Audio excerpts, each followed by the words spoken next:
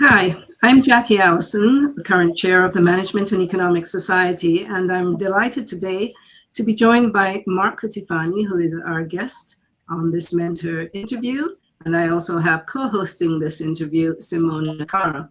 So I'm going to introduce Mark very quickly. I'll allow him to speak, and Cara and I will both ask him questions, so we'll get to know him better and his roles in this very exciting mining industry. So, Mark, you're a partner at Odin Partnership, non-executive director of Total Energies and former chair of Vale Base Metals. So I'm going to start off by asking you just to tell us a little bit about your university education, what you studied, for those who might be looking at potential careers in the mining industry, just getting to understand what the training was that people have who are now, prominent people in the industry. So over to you, Mark.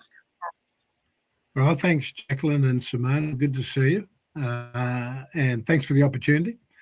I started university doing mining engineering. I was also employed by Colcliffe Colliery as a cadet, so straight out of high school, 18 years of age. So I'd work 4 days a week, plus I'd have a release for university, plus do 2 nights, and usually tried to work a bit on the weekends to get a bit of overtime and extra money. Very good. Okay. Simona, I'll head it over to you. Yeah, looks like we've lost Simona, but I think she'll be back shortly. She's having some technical difficulties, but we'll continue on. So basically, Mark, we just wanted to ask you then if you could tell us a bit about your career, some of the roles that you've been in, maybe give us an example of an early stage position that you had, and then we can talk about a few of your more recent roles. So I'll let you get going with that. Okay. So when I started in the industry as a cadet, they rotated you through different departments. So survey, safety, engineering. I also did the processing side. And because I showed some interest, some said I had a little bit of aptitude for the financial side, I also worked in the accounting department. My engineering friends don't like me to admit to that, but there you go. But it was all great experience. And once I'd worked in those areas and I had 5 years experience in the mine, I also worked as a miner, literally working in production phase for a couple of years. So once I had that experience, I was able to sit for what they call statutory tickets, which is to supervise and then to be what we call an underground manager of a shift, and then ultimately a mine manager's certificate, which qualified you to be the manager of the mine. From there, it was a matter of taking up opportunities to be a general manager and then working my way through different parts of the organisation, projects and various other areas over many years. Mm-hmm. Okay, and what about some of your more recent roles? Anything you'd like to highlight there? You've certainly worked with a number of very big companies, different roles. Maybe just tell us a bit about that. Okay, so having been in the industry for almost 50 years, there are a few interesting roles. Probably the most interesting ones. My first 12 years was in coal, worked at a place called Westcliff Colliery, which was at the time the most significant, probably most successful of the longwall underground coal mines in Australia. But from there I went to Kalgoorlie, which is in the middle of the desert in Western Australia, to develop a gold mine called the Super Pit, which was based on a whole new mining concept that a colleague of mine, Tony O'Neill, had developed. And I was the first general manager developing the mine there, and was there for 5 years, which was absolutely fascinating. Then went to Western Mining and ran Western Mining's nickel business in Western Australia, which is now part of BHP's nickel business over the years. Then went to Canada, worked in Inco for 5 years, had the opportunity to operate in Inco as the president of their Sudbury operation, which was the second largest fully integrated metals operation in the world. So that was a great experience.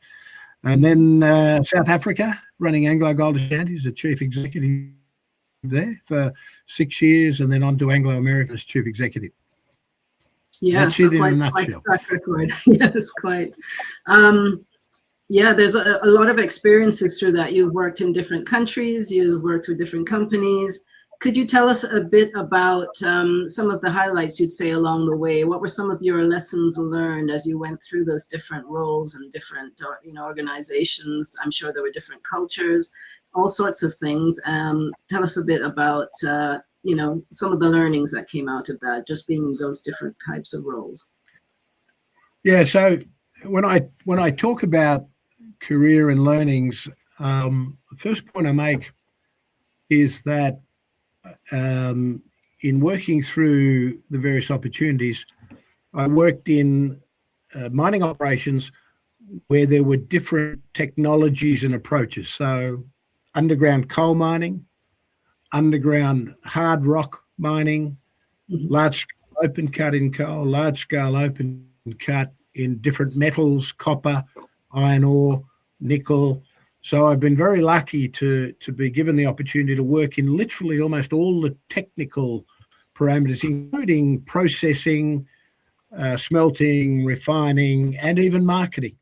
So one point I make to young people coming into the industry, if you're given an opportunity to do something new or different, take it if you can.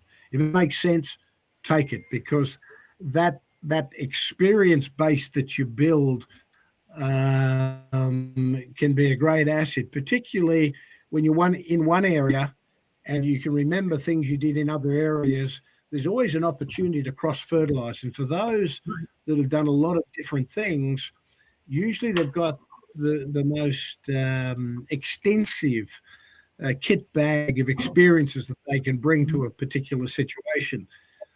I then say the same thing about geographies. I've literally worked on 4 continents, different countries.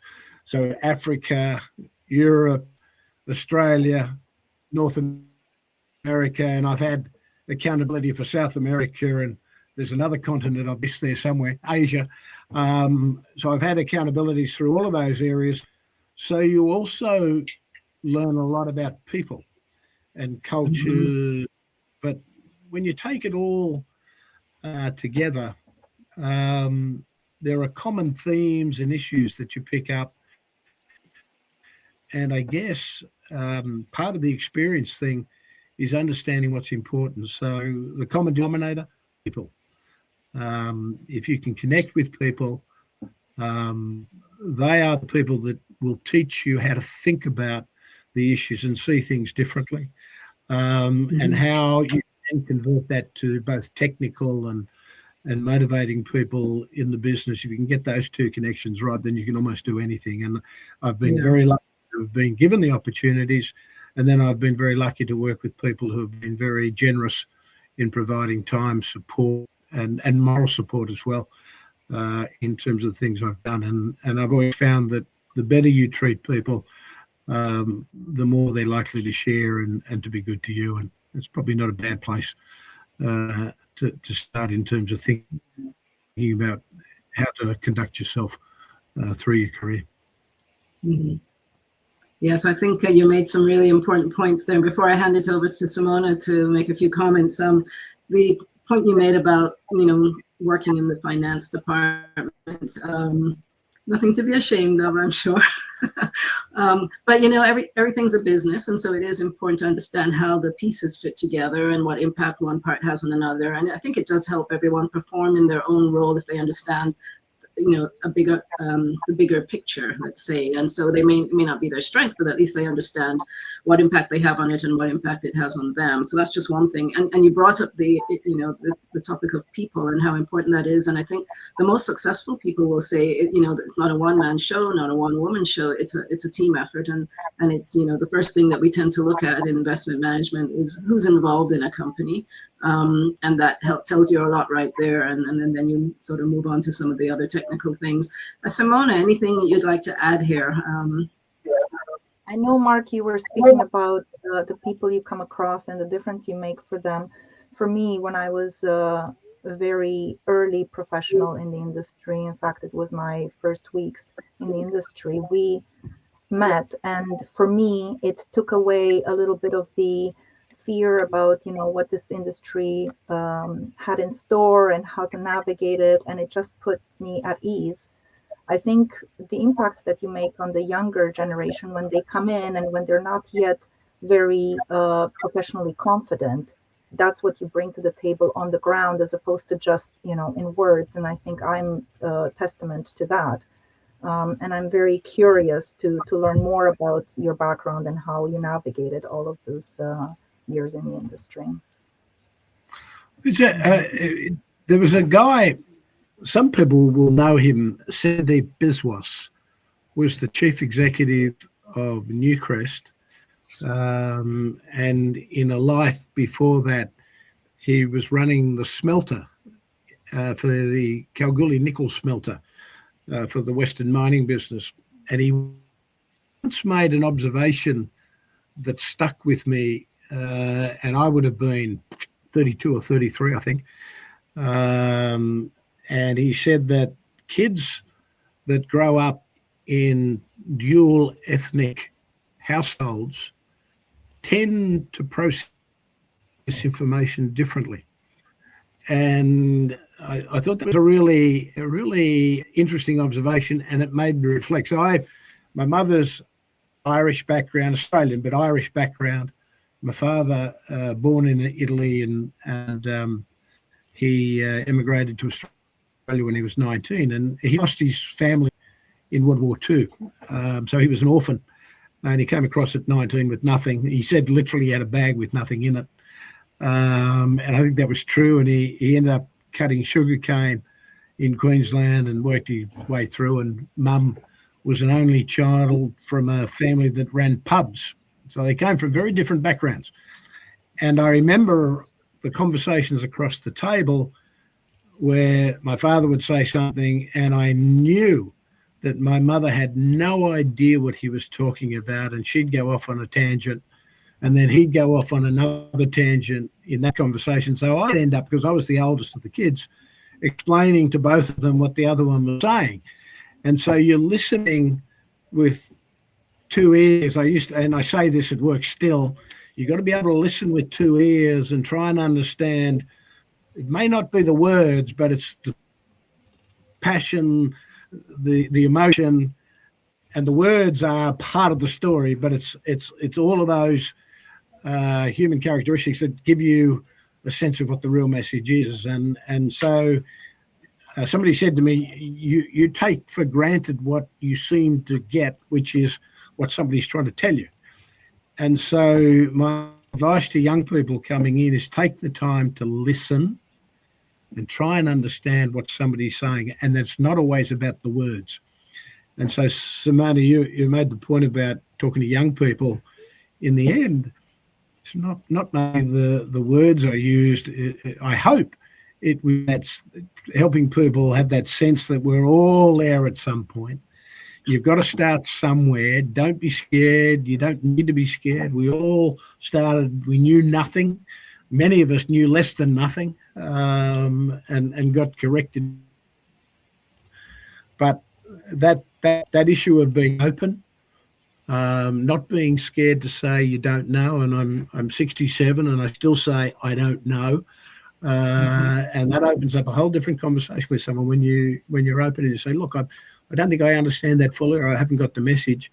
And at 20 or 21, that's when it's really important to be open and be comfortable in saying what you think and even give an opinion, not to lecture, but to be part of the conversation. And I think if you can encourage people to be part of the conversation and be willing to engage, then you really do open up a new world. It was quite interesting. Tony O'Neill and I, he's the guy I've worked with in many different incarnations over 35 years. At Anglo American, in the first few months when I asked him to join us, we would have deliberate arguments with the executive, or we'd have deliberate arguments between ourselves in front of the executive and they'd be pretty knocked down, drag them out. Not personal, never personal, but pretty tough arguments. And then we'd land on a space. And the important thing is we were modelling a behaviour that we wanted people to be comfortable with. That was to challenge when they didn't think you were right. So it was really making the point that I know I'm not right many times. I got 7 kids that point that out every day.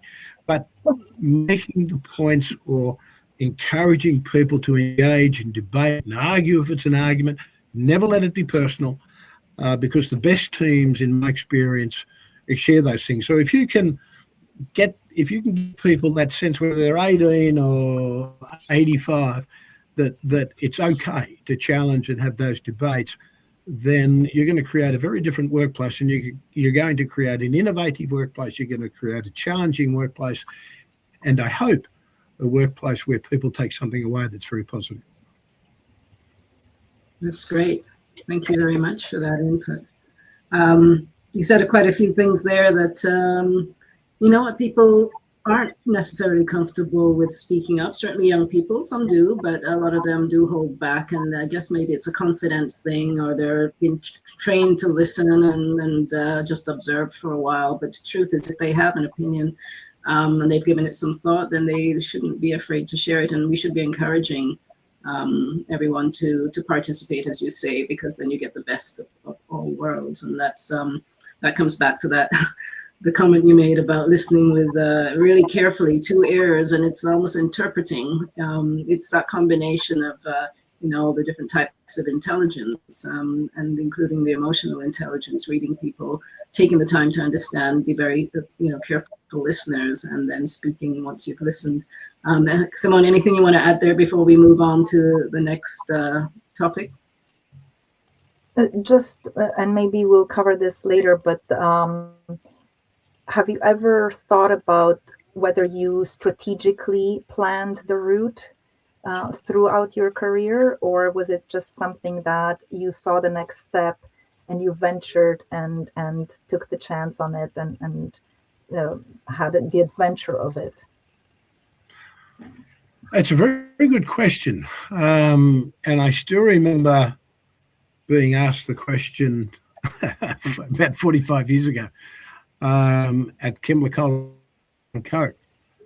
And the Jim Johnson asked me the question. He was the head of organisation at the time, and he said, "Well, where do you want to end up?" And I said, "Not quite sure." I said, before I started in the industry, I thought the GM role at Colcliffe was the big job. I've been here 5 years, and I know it's not the only job, and I know there's the regional role, and then there's another role, then there's ultimately the head of Rio Tinto, or CRA at that time, but Rio Tinto.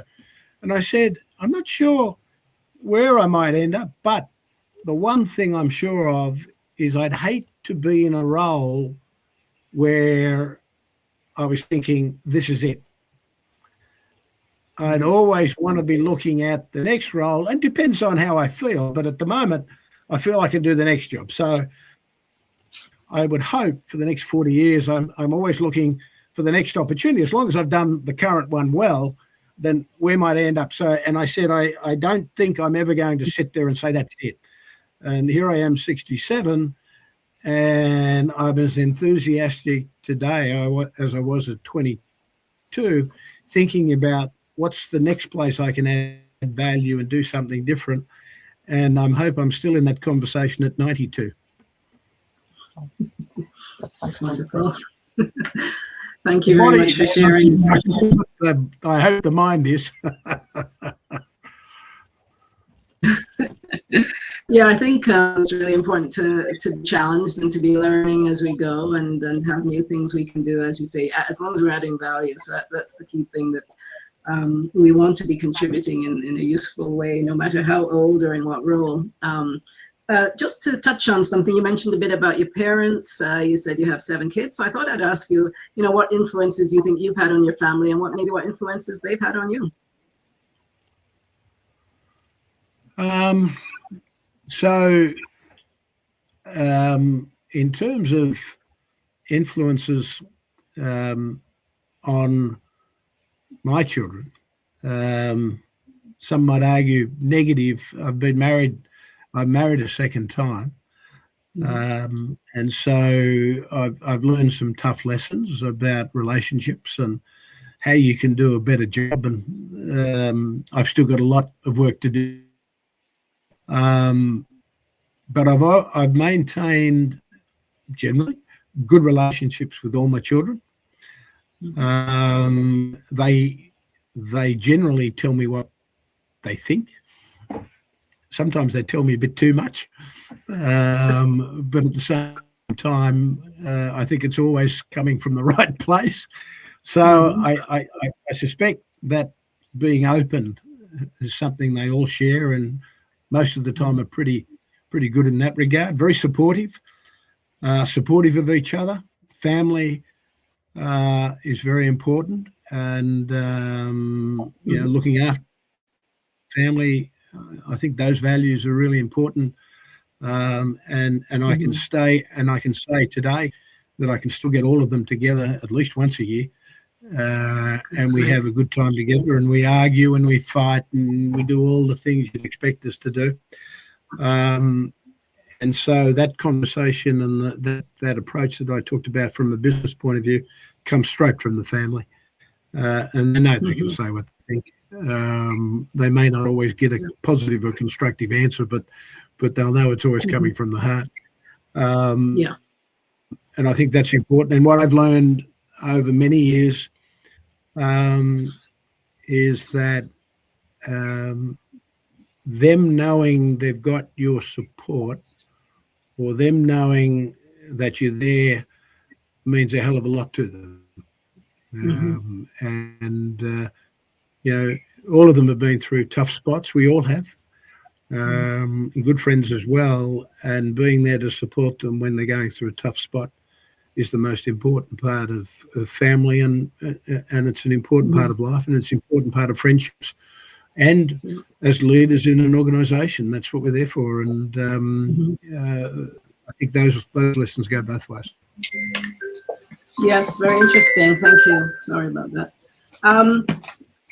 I think some people do struggle to keep the balance and have, a successful family life along with work life. So that is something that can be even more challenged when people are working sort of in a, fly in, fly out, or some other remote location, which doesn't allow them necessarily to be close to family all the time. So these are some of the things that are specific to this industry. It's not the only industry where we should have those challenges, but it's one that we do hear of sometimes. And, we have sometimes struggled to get women into the industry for some of those very same reasons. But obviously, we do what we can to keep that balance, to keep the connections. The networks that we build are not just, professional. We have social networks. We have support groups around us that can help us in those times that are not the easiest from time to time. Hopefully, during the course of a career, we'll have some times where, everything's running well, but during the difficult times, having, good supportive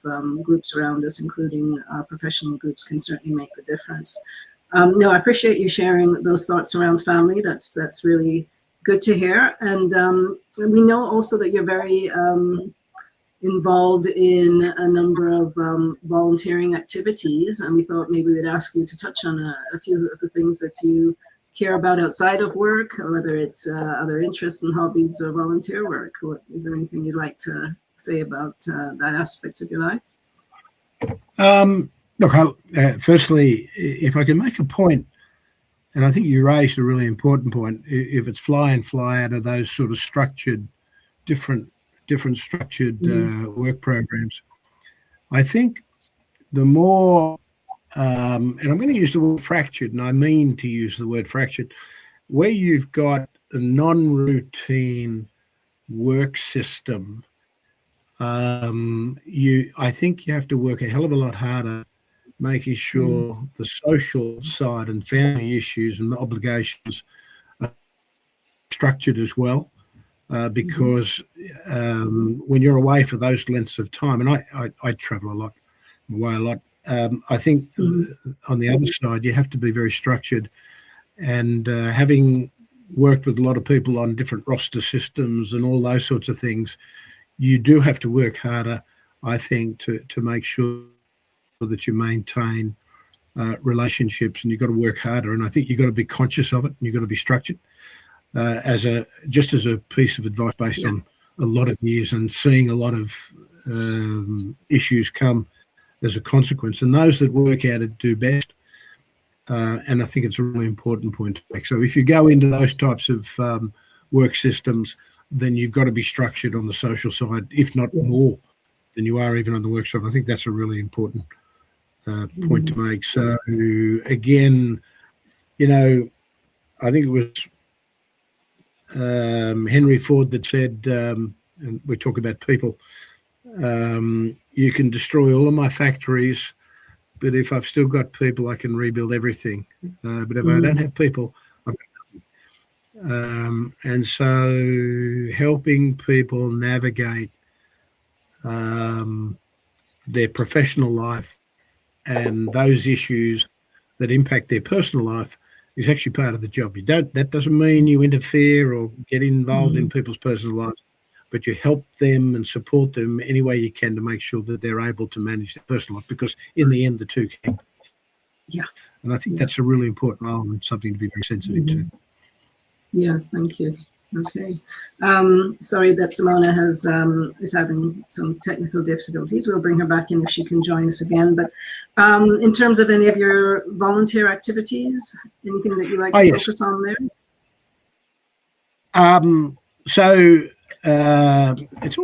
It's quite an eclectic mix, but a lot of the stuff that I do, the global tailings work as chairman of the Global Tailings Institute. I've been involved in helping set up the institute post Brumadinho and the tailings issues we've had across the industry. So that for me is a very important piece of work, and the ICMM asked me to get involved in that, and that's an important piece. I do a lot of stuff around promotion of the industry, explaining mining in context of broader society. Again, I've had a successful career, relatively successful career. I've personally got a lot out of the industry, and I think it's appropriate to give back as much as you can. So I do a lot of mentoring. Some professional, some again for kids that are haven't had the best start in life. They're the sorts of things I get involved in, and either direct or indirect with mining. So probably a third of the stuff I do is non-paid type work, and that's probably a good balance at the moment. And I should say, fortunately, I'm still getting lots of opportunities professionally on a paid basis, but I balance that with the non-paid work, and I enjoy both. Excellent, thank you. And we do appreciate all those contributions. I think we do encourage our members of MES to help others. We do. One of our mandates is to support students in education in mineral economics in universities in Canada. So we're very much about giving them exposure to professionals so they can get that natural mentoring. If they come into the volunteer role, that's one way to network fairly naturally amongst others, different stages of their career. But certainly we do look out for the students and try to support them where they are, both in terms of just saying, who's in the industry, what kinds of jobs there are there, what are the ups and downs of the industry to try and make it real, and to help them hit the ground running, hopefully. Simona, I'm going to turn it over to you just to see if you have any other questions for Mark. No, maybe if we're moving on to the next topic, let me know if we're ready for that. Yep, we can do that. We'll go right ahead. So I think one of the important questions to ask oneself at a stage in your career is, what do you consider to be a very significant moment or some kind of an event or a highlight? Generally in life, it doesn't have to necessarily be career related, and maybe what impact that would have had on your life, impact did it have on you as a person? So I guess in my career as a starting point, in 1981, I was awarded the Atlas Copco travelling bursary. So I was given the opportunity to travel through Europe. So it was an award that was given to one student from Australasia in mining, a third-year mining student, one from Chile, one from Argentina, and one from Peru. So the four of us, as the winners for our jurisdictions, travelled through Europe for 2 months together. And Atlas Copco kindly looked after us, which people might know as Epiroc today. And so we travelled through Spain, the UK, Belgium, the air power plant in Belgium, Germany, the coal mines in Germany, the big open pits, the underground operations, and Sweden for 3 weeks as well. And not only did we see this wonderful range of technologies and cultures, but we got to know each other. And in a couple of months, I'm going to be at the World Mining Congress in Lima in Peru, and Romulo Mucho and I are going to be together again. Romulo was the former mining minister for Peru, and he and I knew each other as 24-year-olds traveling around Europe together for 2 months. And the wonderful thing about this industry is you meet people, you make friendships for life. And Romulo, Pablo Castillo, Alberto Grosso from Argentina, they were wonderful relationships in a very formative part of your life. Big job in Kalgoorlie was the super pit, and I talk about it. It was a step away from coal, my first step out of coal, into something that was very different. And I met a guy who I still rate as the best mining engineer I've seen in the industry in 50 years, Tony O'Neill.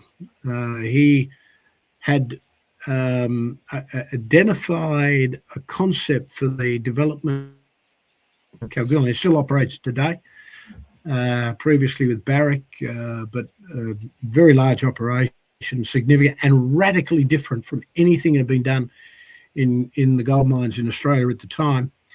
And his boss at the time wasn't sure if he should adopt that mining strategy.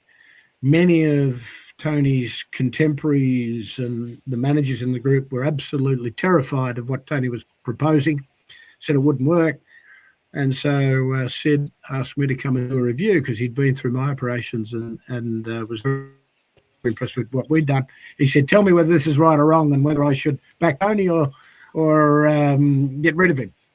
And I spent 2 days and I said, look, what he's proposing is as good as anything I've seen. This guy's smart. And like many innovators, people don't recognize, in many cases, brilliance of what they're doing, of what they've recognized. And Tony was one of those guys. So that was a special moment for me because we've worked together for 35 years. And we're like chalk and cheese in the way we look at stuff, but we understand what each other's looking at and talking about, and we come from different angles. And when you put the two together, I think we create something that is quite different. And at Anglo American, that dynamic seemed to work extremely well. And we had so many good people there who were able to make those concepts and ideas work that, again, I think it was something special that was created. But again, that was an important moment for me.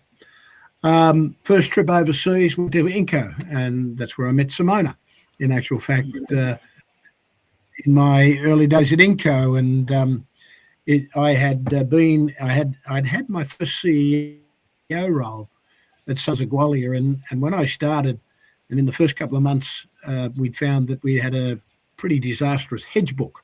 So they'd forward sold gold, and it was really a tough job for 3 years, keeping the business afloat. And I disagreed with the chairman at the time on the strategy going forward, so I decided to go to Canada. And I thought that my career was over on the basis that I disagreed with my boss about things, and so I decided to take a step backwards and went to Canada, because I thought, if I don't go overseas now, I never will. And I was 40. And it ended up being probably the best move I could have made. I went back, ended up going to Sudbury, and we did a revitalisation and a transformation of Sudbury that was, I think, quite unique, and significant productivity, cost reductions, safety improvements, which then ultimately led me to being offered the chief executive role of Anglo Gold Ashanti. But that time in Canada for me was quite special. What was done in Sudbury at the time was quite special, and it ultimately ended up being the reason I was asked to go back 15 years later to be the chair of Vale Base Metals. And again, in the industry, you make, or you develop friendships or relationships, professional relationships that keep coming back. If you've been a good friend or a professional colleague, it's one of those industries that those things keep being picked up. So, yeah, my advice to everyone is don't burn your bridges, keep the relationships open. You never know. And about years ago, Eduardo Bartholomeus picked up the phone and he said, I remember you giving that presentation when Vale bought Inco. Excuse me. And he said, that was unique. We hadn't seen anything like that before. And he said, we've been here for 15 years and we haven't been able to replicate what you guys had done that time back in 2003 through 2007. And he said, we need to try and recreate some of those things that you did. And we did. We went back and the Canadian team did an exceptional job.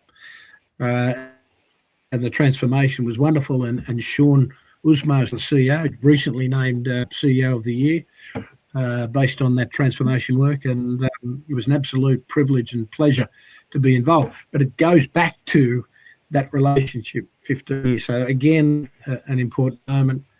South Africa, I took the job on at Anglo Gold Ashanti. We had, in the previous 12 months, 34 fatal incidents. Anglo American at the time was experiencing around 70 fatal incidents a year. So in the next 6 years, we began a dramatic transformation of the safety performance and productivity. Mm-hmm. And in 2021, which was I finished up in mid-22, but in 2021, through that period, we had one fatality in a 12-month period, which is the best result, and we got to 11 months without a fatality, which was a record. And we had no fatalities in Africa, which was the first for 100 years. And so from 70 to one fatality was a remarkable transformation across that group. And good news is Anglo Gold has had 0 fatalities. Anglo Platinum has had 0 fatalities. And I think we made a real difference. So that, for me, was a really important part of my career. And then that led to the Anglo American opportunity. Was just a wonderful experience for another 9 years. So I've been exceptionally lucky and had lots of personal milestones through those roles, and most of them were transformation roles, because that's, for me, where you meet and deal with the most interesting challenges, and you meet the most interesting people as well. Mm-hmm. Yeah, thank you for sharing that. Very interesting.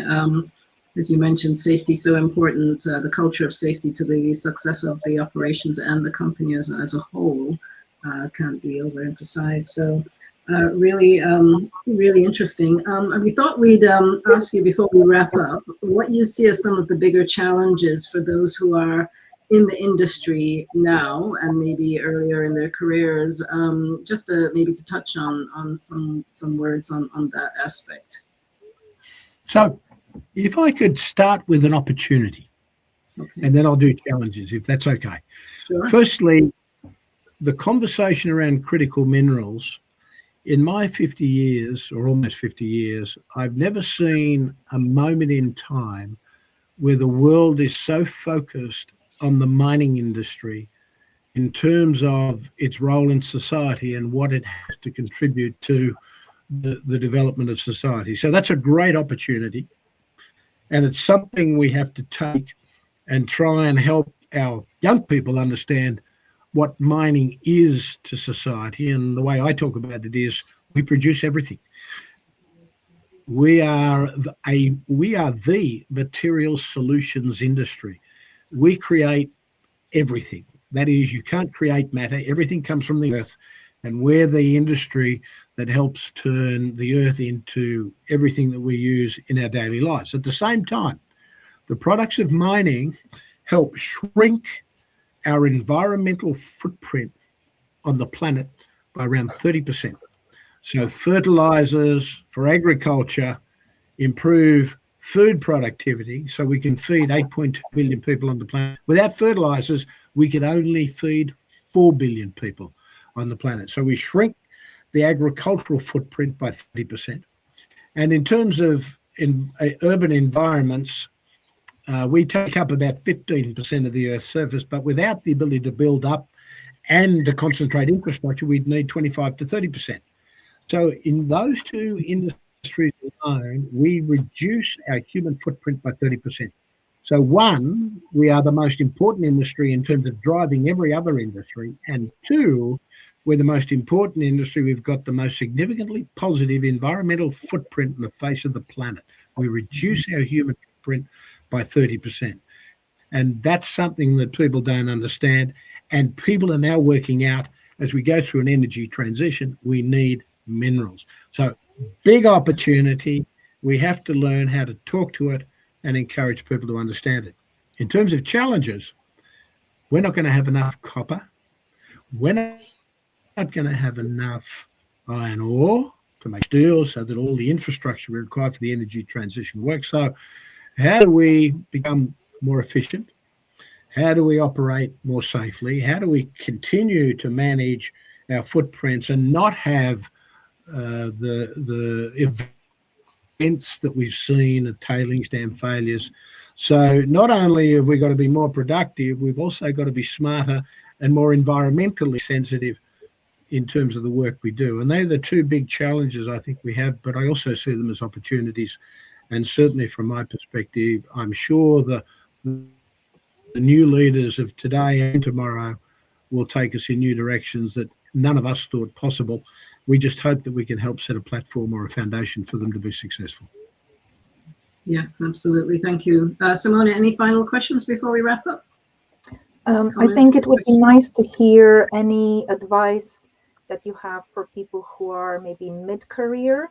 I know that we're oftentimes mentoring people at the early stages of their careers or even in university, but it is really interesting to hear what you would say to those people who are mid-career looking to maybe make their next move. So firstly, I am, and a number of people know I've said this, I think the industry, and we made some terrible mistakes in retrenching people at 50 and above because of low commodity prices, whatever it may be. And we've lost one, maybe two generations of experience that is hurting us at the moment. And so if anybody is mid-career and is a bit despondent or a bit worried about where things are going, I don't think you're going to see those sorts of changes the way they've occurred in the past. And if anything, I think people are starting to understand that we've lost experience, and we go to operations and you can see people doing stuff that we shouldn't really be doing, and it's because we don't have the experience. So I think there is a growing awareness that we need experience. And so for those that are mid-career, don't be scared to put yourself out there. Help the young people. At the end of the day, I think that leadership is starting to recognise we've got to have a balance of experience for businesses to be successful. So I think people that are mid-career, you'll see more recognition of the skills they have. Please continue to pick up skills and share your experience. We need you. We are short. And please encourage young people to join the industry as well, because I think we're in a different place. We've learned that not having the experience is a real blow to the industry, and there's a lot of work we've got to do over the next 5 to 10 years to encourage people to stick with us, to stay in the industry, help young people coming through, because in the end, society needs us to be successful, to supply the products and the materials that we need to make the world a better and sustainable place. Good points there. Definitely a challenge for the industry to attract new people as well as to retain those it has. And there's a big wave of retirements coming, as we know. So it will be a challenge to maintain that expertise and pass it along to the newer people coming into the industry. And we do need a lot of them. So we are hoping that we can keep everyone we have and attract those from, other industries that we'll need. And it's not just about having a mining degree or a geology degree. There's so many industries that are involved in building plants and infrastructure and processing and the whole works. So lots of opportunities. So where there's challenges, there's certainly opportunities. And thank you for highlighting that. So I think we're going to wrap up here. Yeah. So Mark, we'd like to thank you very much for your time and all of your insights, as usual, so helpful. And thank you for being so approachable and definitely inspirational. So I think both Simone and I agree on that, and I'm sure anyone who's met you would as well. So again, all the best as you, continue with your current activities, and look forward to the next 20 years and where that may take you. But all the best, and thanks again. Only 20. Only 20. At least. Thanks, guys. Absolute pleasure. And thanks for the opportunity. Cheers.